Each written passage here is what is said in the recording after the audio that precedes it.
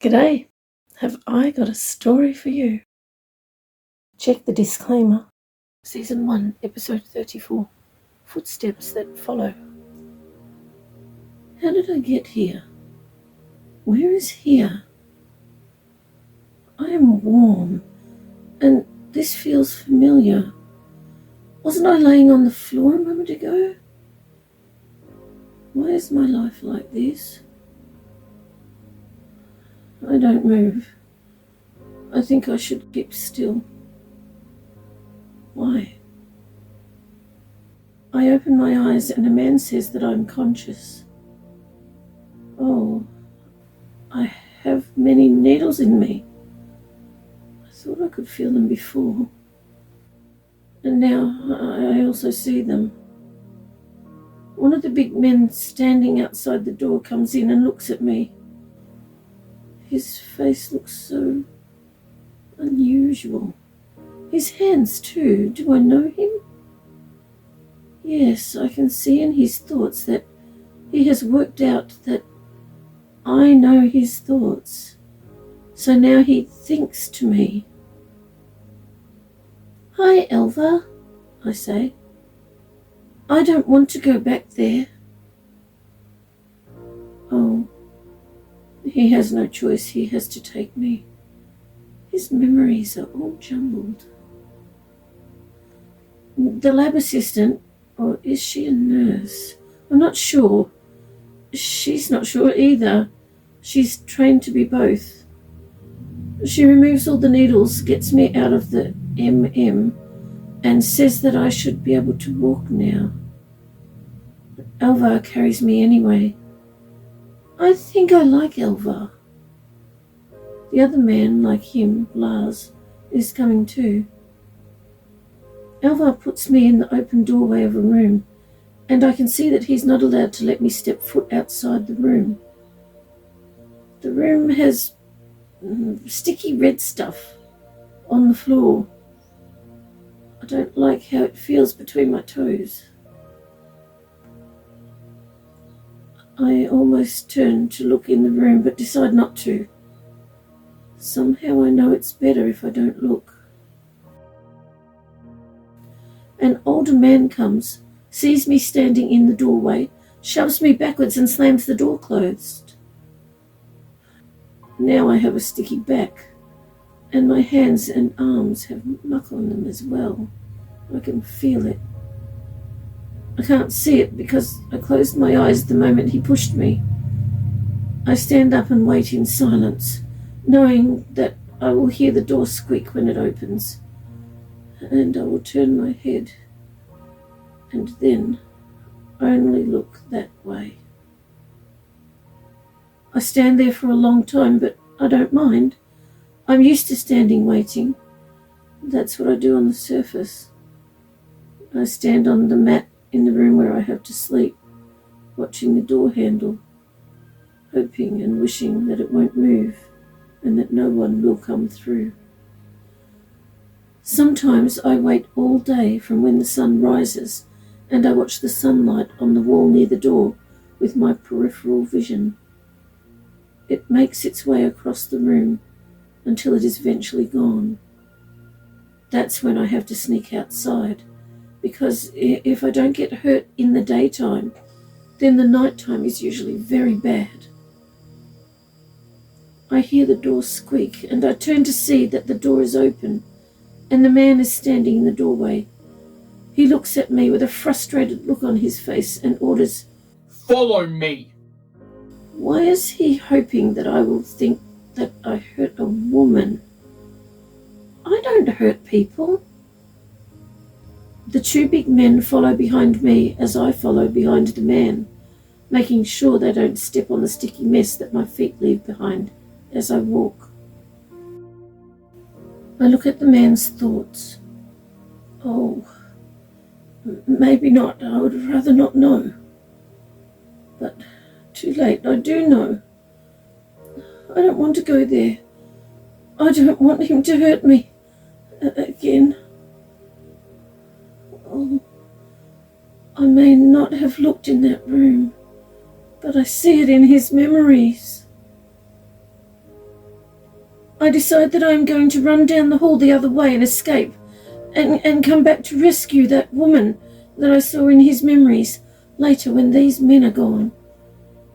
But my legs seem to have a will of their own and follow along instead. Why does that happen? When I choose to run and escape, my legs seem to walk and follow instead. How do I know that? I think this has happened before. Many times. I don't understand it, although I know that I'm not allowed to run under any circumstances. What? Did I just think that? Why? Why can't I run? I think you can. Actually, I can run, but I just don't. I'm not allowed. I remember deciding to run and hide many times when the surface woman, Lola, was walking towards me in one of her sudden rages. This usually means a smacking frenzy, or something else horrid is about to ensue. My legs would not run. They would not cooperate. I remember hearing a car pull up and footsteps down the driveway. I had decided that when I hear those things, I would run out the back door, climb the fence, and lay down on the roof of the neighbour's garage, where I wouldn't be seen. My legs refused to run. I was stuck on the spot until the woman, Fenella, grabbed my arm. I remember grabbing a knife out of Lola's hand and wanting to run away with it and hide it, as I sensed another smacking frenzy rage rising within her. My legs refused to run. I slid the knife across the floor as far away as I could, because my legs would not cooperate. I was thankful that my baby didn't go anywhere near the knife. I remember on the surface wanting to run and hide when Sleepy Man went to get his favourite toy. He came walking towards me, holding it, in one of his sudden rages. I wished my legs would just run, and remember grabbing my right leg with my hands and trying to make it move. Why do I only remember surface things? I'm sure there are other things I should remember, although if they're like the awful memories I saw of myself in this man's mind, I would rather not know. I remember when I saw the draft stopper. It usually lays at the bottom of the front door. The Sleepy Man calls it a door snake. It was laying at the bottom of the bathroom door instead. Why would it be there? I knew that no one was in the bathroom. Sleepy Man was asleep on the lounge room chair, and Lola was putting washing on the line. I wondered if lots of ants or insects were in there. As I opened the bathroom door, hundreds of spiders rushed out and swarmed all over me. My legs would not run. My legs would not cooperate, no matter how much I wished they would. It was horrifying. Spiders crawling on my skin, under my clothes, in my ears and up my nose. I shut my eyes in time, but one got in my mouth before I could shut it. I pushed it out with my tongue. Yuck. I remember being determined to run and stand between my baby and Lola when she was walking towards him in one of her sudden smacking frenzy rages, but my legs wouldn't cooperate. I fell on the floor on purpose and decided that I would pull myself along with my hands and arms, but my legs suddenly started moving, not running, but I was able to quickly crawl over and wedge myself between Lola and my baby. It worked. She continued the smacking frenzy on me instead of him. As I lay on the floor getting repeatedly kicked, I tried to watch him. He crawled towards the hallway, and I hoped he would go to the room where he sleeps and hide under the cot like I taught him. As my legs follow this man, a long way down the hall and turn a few corners. I'm not really taking much notice of where we are going. I am more concerned about the woman that I saw him hurting in his memories. Why don't I remember what happened to her? I know I was there. I saw myself in his memories. Could I run back and help the woman? We can't help her. I don't think my legs would cooperate. I wonder if I could somehow help her from here, with my mind, or at least check that she is okay.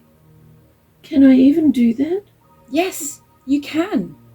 Where is she? I can't find her thoughts. Is it too late for her? Oh, it can't be. Oh, maybe she escaped after we left. That is a much nicer thought. That could have happened. Sometimes I wish I could do that. Supersede a much nicer thought over what I know to be true deep inside. That is how little sweetheart copes. I am meant to remember. The woman's thoughts are not in this underground place or anywhere nearby on the surface. They are not here. I am surprised that this place is so small. Only one floor. No elevators, no stairs or ladders or tunnels. Just tiny ventilation pipes. There seems to be no way to enter or leave. How did I get here? Why are we walking into this small cupboard with nothing but a painting on the back wall? Why would anyone build a cupboard for a painting?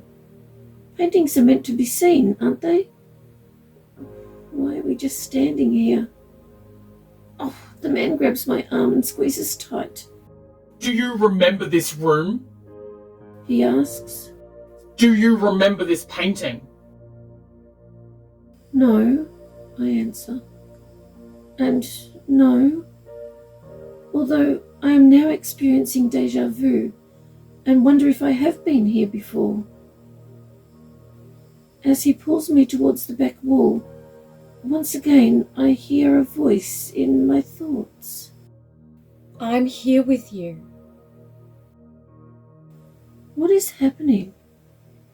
Did his foot really go into the painting? Or maybe through to the other side?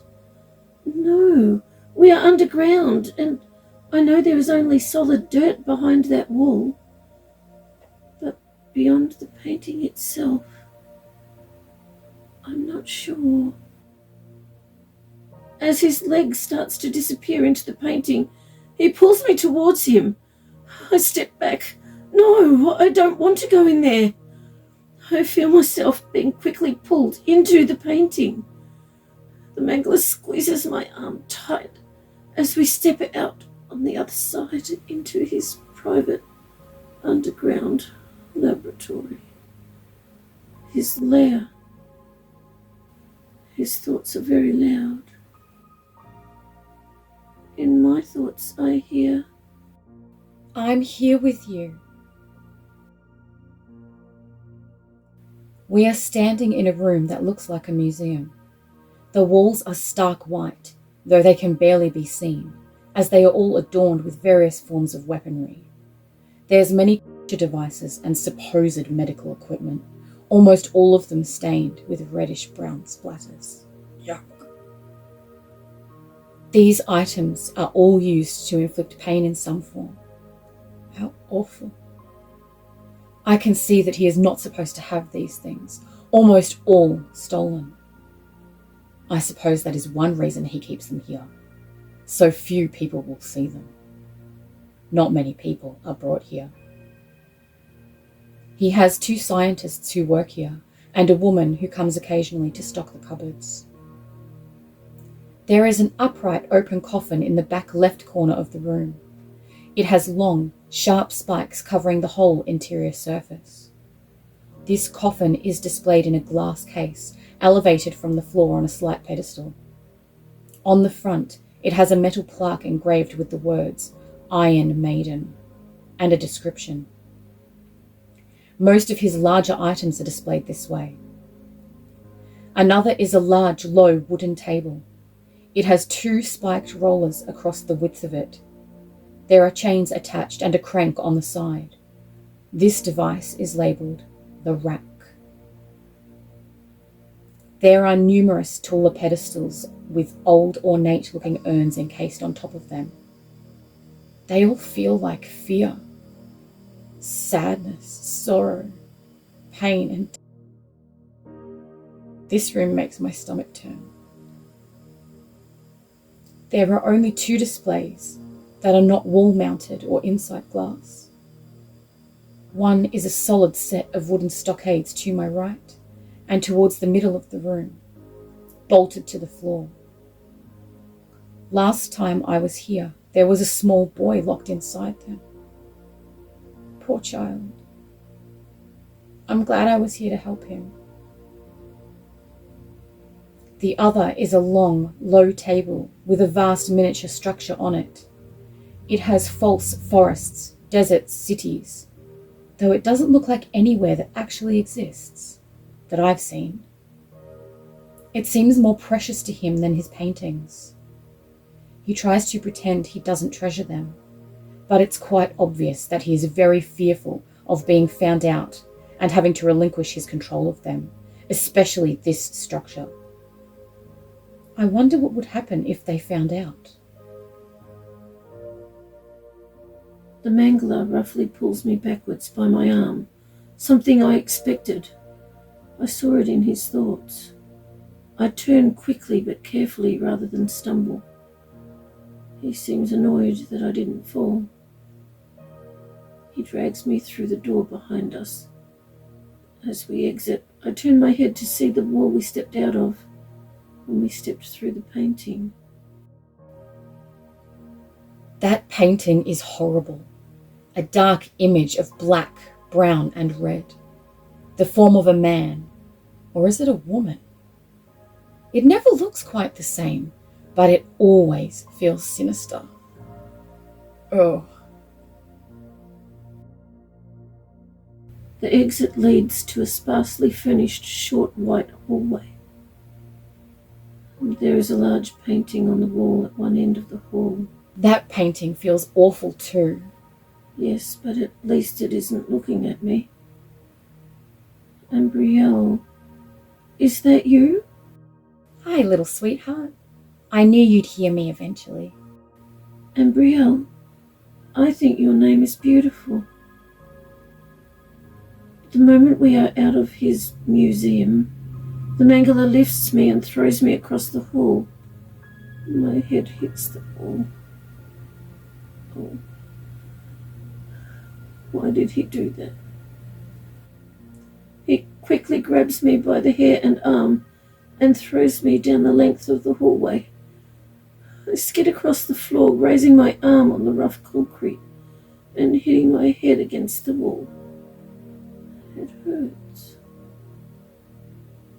Since the mangler is taking me to the MM room, he is thinking that he can throw me as much as he likes. He could even kill me, provided he gets me in the MM quick enough to revive me. I can see that he puts people in the MM before he experiments on them. He wants his victims in pristine condition. However, he is often too impatient and doesn't wait for the full healing.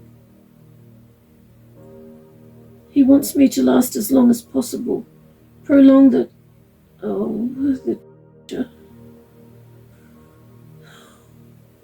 that he refers to as experiments, prolonging the pain.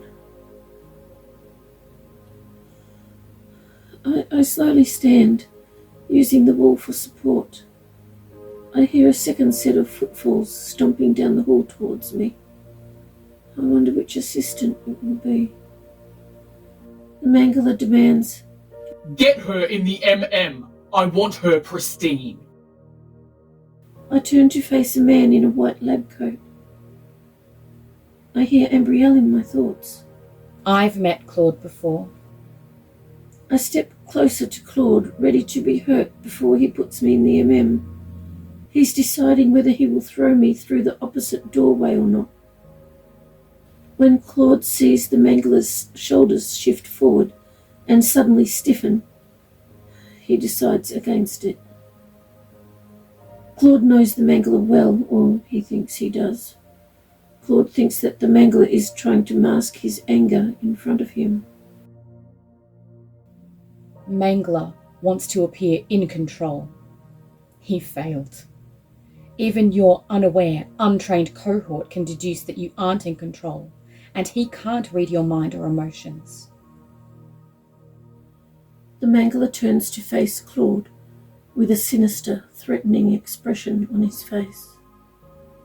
In a patronising tone, he says, I said, get her in the MM. Have you suddenly lost your hearing? He whispers a veiled threat under his breath as he turns away. I can help with that. I see Claude shudder as he hears Mangler's words. Fear has hit him quite heavily, but he recovers quickly, something he must be quite accustomed to. Claude quickly takes little sweetheart into the repair room. The feeling from Mangler was obvious. He has decided to do something to Claude. Something horrible. Thank you so much for joining us with the cuppa. We appreciate your company.